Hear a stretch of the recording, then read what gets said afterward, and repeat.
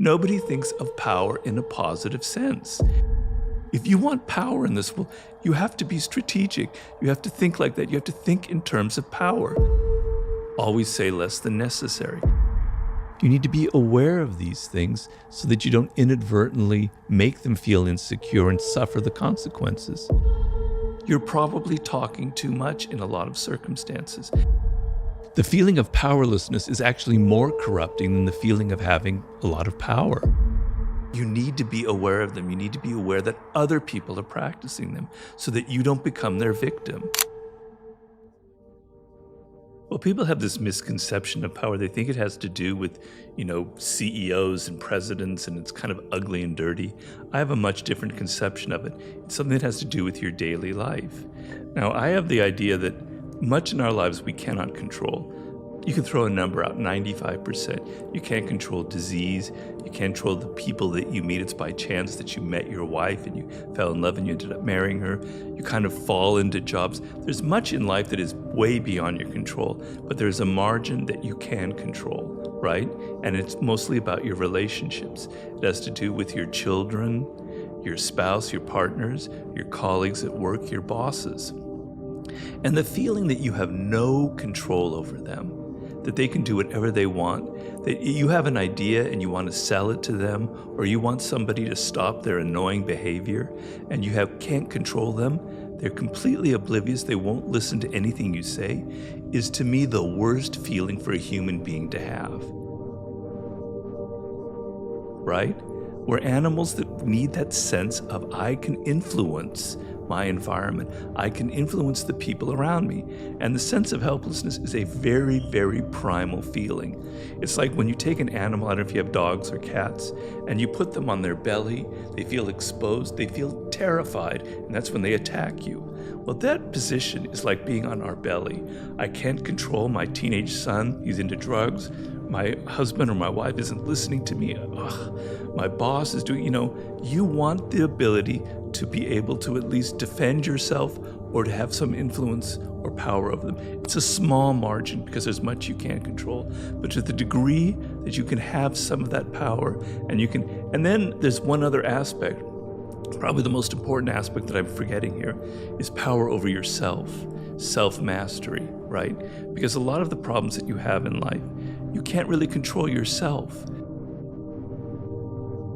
You're subject to all these emotions, these moods, these things that grab you, that obsess you, that possess you. Your mind has these recurrent thoughts. You have no self-control, and it drives you crazy. You have a habit you want to get rid of. You take some program, some class, and 3 months later, you're back at it. What is it? So the sense that you can control yourself to a degree, and the sense that you can have some influence over people is power. And the more you have it, the greater the feeling you have, because you can avoid that helplessness that makes all of us kind of crazy. But a lot of it comes from our culture, which I think plays very often a very negative role in our lives. It teaches us the wrong kinds of lessons. And so back in the days when it was television, now it's whatever you watch, in whatever medium, all of the villains in the world were these power-hungry people in black coats with cars with the windows kind of blacked out, and doing all sorts of evil, ugly things. That's what we think of as power. It's like a cultural trope that we've all digested, this kind of Machiavellian character who's out to kind of destroy people. Nobody thinks of power in a positive sense. And it's maddening, it drives me crazy. It's incredibly hypocritical. When self-help books are written and they're trying to say that power or ambition or influence are ugly things, when the writer himself or herself is actually a very powerful person who has influence, who has control, it's awful. It drove me crazy. It's why I wrote the book. If you want power in this world, if you are fighting for a cause, if you want some kind of justice, you have to be strategic. You have to think like that. You have to think in terms of power. People just don't give themselves up. Men are not just going to give up all their control in a place like Hollywood. You have to hit them. You have to be strong. You have to be forceful. It's a power game. And I can't stand people who are naive, who think that just being themselves, just being virtuous, is going to get what they want in life. If you're going to fight for something, you have to be able to meet the enemy on their terms of power. Well, you have to understand there's an offensive and a defensive side to the laws, okay? And I always tell people who have these kind of compunctions about crush your enemy totally, I don't want to do that. Well, neither do I, okay? So if you're reading a law and it kind of triggers this, I can't do that, then it's not something you should do anyway. It's not gonna fit your way of doing it. You have a certain style, a certain belief system, certain values. I'm not telling you to go outside your values, but look at that law, which is probably the ugliest in the whole book, crush your enemy totally, and understand that in the business world, that law prevails 95% of the time. When a company like Google or any tech company has an enemy, their goal is to get rid of them completely, to buy them out so they have no competitors, right? Look at Amazon, but even smaller businesses dealing with rivals. It's a dynamic in the business world. So you need to be aware of it and not be naive. You don't have to practice it, but you need to be aware of it. Other laws are just simply trying to show you we're animals that kind of base our opinions a lot on what we see and perceive. We don't often think too deeply. We kind of take people based on their appearances. So there's a law of power in there called always say less than necessary. Very kind of common sense law. And the idea is that if you're in a meeting with people, that man or woman who talks less generally has an aura of power, particularly a boss. They seem enigmatic, mysterious, and when they do something, say something, everybody's hanging on their words. What did that mean? What did it say? Whereas people who talk a lot give the impression that they're weak. They signal weakness. They can't control themselves. So if they can't control themselves, how can they control anything in the business world, right? So we sense that in people. So be aware of that. You're probably talking too much in a lot of circumstances, and maybe you can control that. And so this is kind of a way of defending yourself in an environment where people will tend to see you as weak if you can't have any self-control, right? So if you see that a law that's ugly, that makes you skin crawl, you don't want to do it, I have no problem with that. But you need to be aware of them. You need to be aware that other people are practicing them so that you don't become their victim. Then there are other laws that, yes, you should practice, right? Like appealing to people's self-interest when you're trying to influence them, or despise the free lunch, where you learn to pay for things and be generous with your time and your money for people. So it depends on the law. But I hate it when people say, oh, what an evil book. Those are people who haven't read it, because half the laws, or more than half, have nothing evil about them. And the other half are about opening your eyes. I never say you have to practice this. I'm just making you aware of reality of what goes on in the world. Power is a feeling, it's an essence, it's an emotion. It's a human need and desire.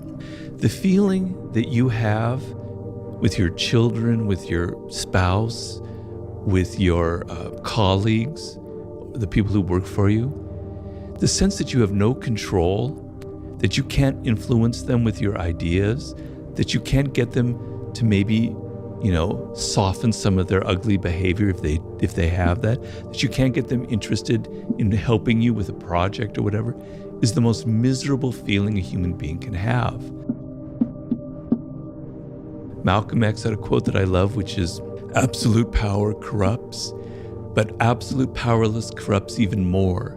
The feeling of powerlessness is actually more corrupting than the feeling of having a lot of power. It turns people into being passive aggressive, into playing all kinds of weird games, negative games to get power. You want to feel that you have a degree of control over events in your life, over people, over your future.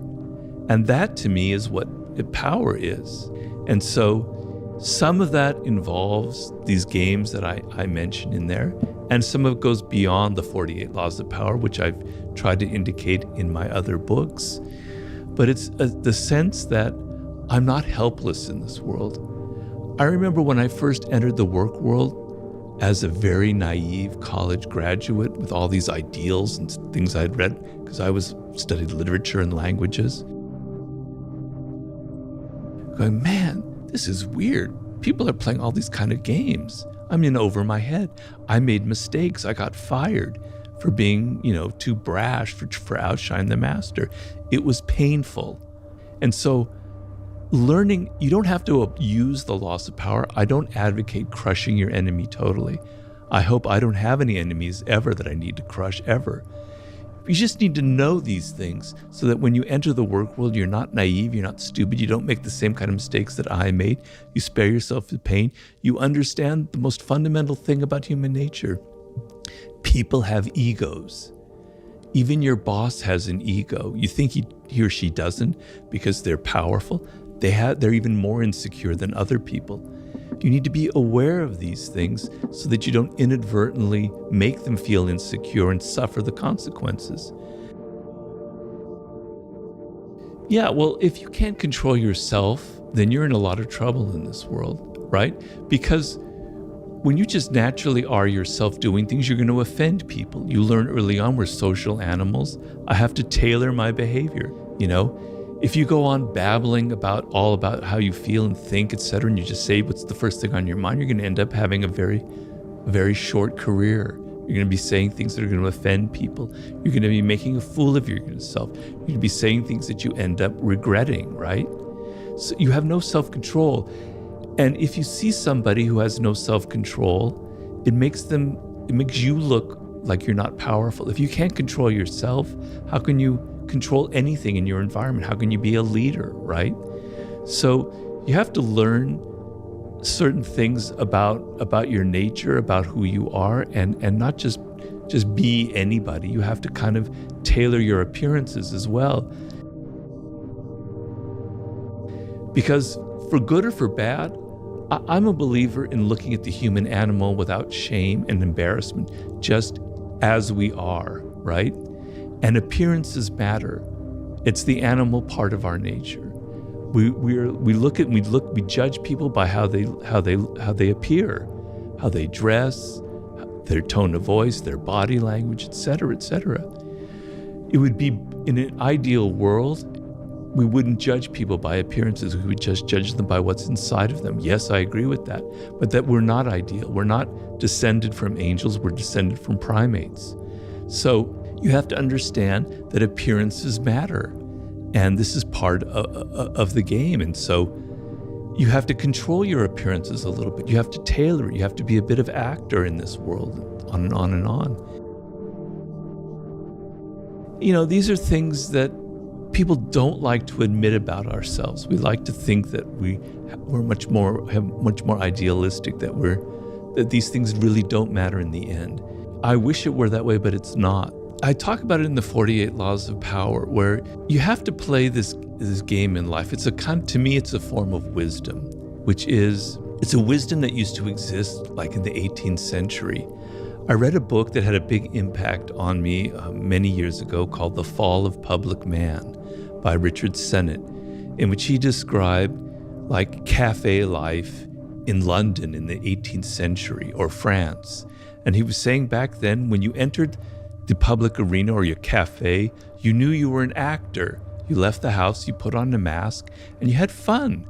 You knew it was like fun. It was play. When you're a child, you like playing games. You like putting on costumes. You like playing your parents or some character you saw on TV. It's part of human nature. We like to play these games. We're role players. We're actors. And he was saying in the 18th century, that was just a given in life, that when you entered the public realm, you knew you were an actor. And then when you went home to your wife, your family, or your husband or wherever, you dropped the mask. You breathe a deep sigh of relief, go, now I can be who I am, right?